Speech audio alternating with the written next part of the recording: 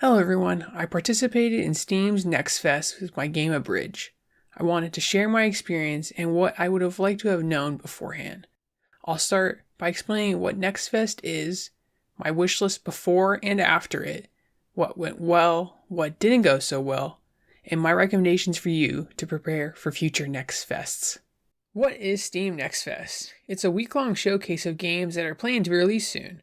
To participate, you'll need a Steamworks developer account, a game with a visible Steam page labeled as coming soon, a playable demo, and a game that hasn't participated in a Next Fest within a year. Let's get into those wish lists. Before Next Fest, I had 82. The large spike shown is from releasing a demo on February 10th. After Next Fest, I have 219, which is an increase of 137 and a percent change of 167. This was amazing to see, and I'm so grateful for everyone who has wishlisted Abridge so far. So, thank you. What do I think went well? Let's start with exposure. The amount of traffic was amazing, and was the most I've had up until this point. It was awesome seeing Abridge visible on the Next Fest page. Next, releasing the demo early, getting feedback on it, and updating it. I thought it was critical because it provided a really polished experience and a better feel for the game. In conjunction with releasing the demo early, it also allowed others to make content. I found 2 videos. It was a surreal feeling watching them play my game, then to hear them enjoy it was super exciting and satisfying. They also gave me tangible examples to look back on and review later. Next was a much needed break from game dev. This gave me time to just sit back, listen, and observe the current pool of games, which I haven't got to do in a long time. You could consider it market research if you wanted, but it's up to you. Next, playing others' demos.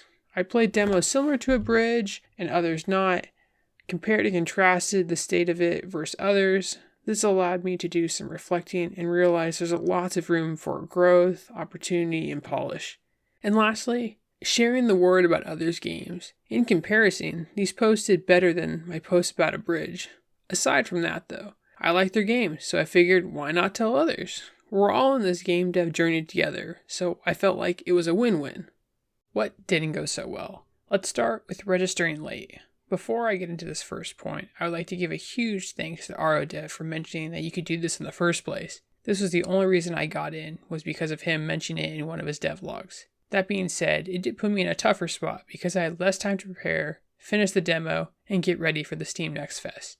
Which leads me to my next point of I didn't participate in a live stream event on Steam. When I registered, Steam told me they had already had these slots filled. I could have tried to schedule it anyway, maybe there could have been a wait list, or I could have filled in for a last minute drop. I didn't know what they were, I was just happy to get in, so I didn't do anything about it. During Steam Fest, I realized what it meant to have a live stream event. It includes you and your game in the broadcasting section at the top of the Next Fest page. Next, I didn't plan a stream to play my game. Apart from working with Steam on one, I could have done my own on Twitch or on YouTube Live. I was hesitant to do it for Abridge because I see it as a double-edged sword. On one hand, people seeing the game and its solutions loses the magic of what the game is. The process of experimentation, discovering the solution, and getting those aha moments is one of the many experiences that is fun about the game.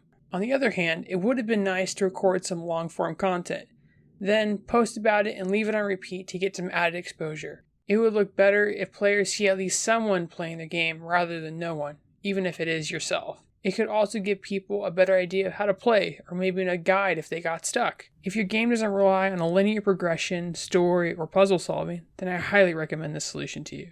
Next was reaching out to additional content creators. I reached out to 5 YouTubers specifically for Next Fest, but nothing came to be, which is totally fine. Everyone is busy, could have done this earlier and casted a wider net. Next was the lack of awareness of Abridge and Next Fest. I didn't tell people that Abridge was a part of Next Fest. I also didn't have any announcement image or video ready to tell people that Abridge was ready to play for Next Fest. This led to me scrambling to learn Krita and prepare an announcement image the day of to share on Twitter. Next is that Abridge is a hard game to pitch without playing. This has been a struggle ever since creating the game. It's a challenging game to describe in words without spoiling the rules. There's a knowledge gap by needing to know what a Sokoban is. I've considered putting block pushing instead, but it loses its specificity that I like. Furthermore, the capsule images don't accurately depict what the game is or what you do in it.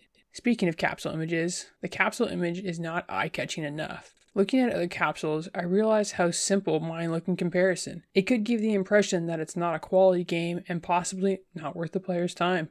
I've updated the capsule since, but it's still a work in progress. And lastly, I didn't ask for feedback. I noticed that other demos had built-in links to surveys that players could fill out. It never occurred to me to ask. So I missed a huge opportunity to get feedback from players who were actually seeing the game for the first time. This would have allowed me to get a better gauge of how well received the game was and how the demo was. What are my recommendations for you to prepare for future Next Fests? Starting with your game, add at least a feedback and a wishlist button in at least 2 of these 3 spots. In the main menu, when you leave the game, and when you complete the demo.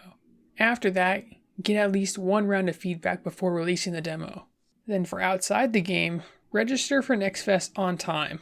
This will give you peace of mind, time to test your setup and ask questions. Steam support will be swamped, so plan accordingly. Next, schedule at least 1 stream or live stream event. Block out like an hour or 2 to play your game. Doesn't have to be too long, just enough to show it off. Then I would prepare at least 2 posts to share on social media. One to let people know that your game is in Next Fest, and another to let people know that people can play your game in Next Fest. If you know what day and time you're going to be streaming, put that into the images too, so they know when they could watch you. Next, create a small feedback survey and link it to the feedback button I mentioned earlier. Keep it simple.